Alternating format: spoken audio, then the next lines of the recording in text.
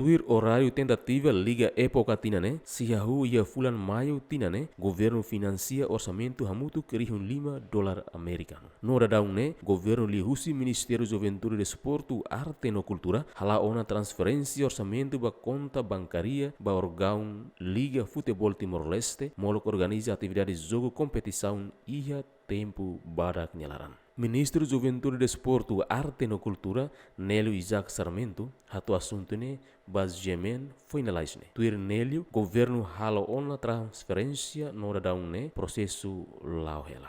Halo tiana asina tantiana, kayaknya transfernya maksud halo hati masih ialah proses ia dalam bayi naba. Nebe sirba da rumah kita ketawa tiana seni rekrim soal tiana, mas importante itu halo proses tiana, awasina tiana proses orçamento basira. Nebe kalau sih hinta semaida semaruan ni wasang kaltama na. Tamaharona dia sirnya plano si halo jogo ne fula maio ne. Nebe tempos na todo.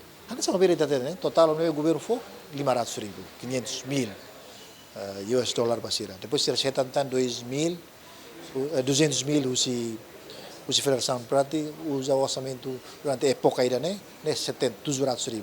Oni nem to. Agora depende liga o sama tu kuliah ho clube se participa, ori não bele utiliza dia orçamento ne dia. Mas bem nessa então bota acordo nebe amehalo ho liga futebol quando ia fazer rua. Fase primeiro, segundo fase.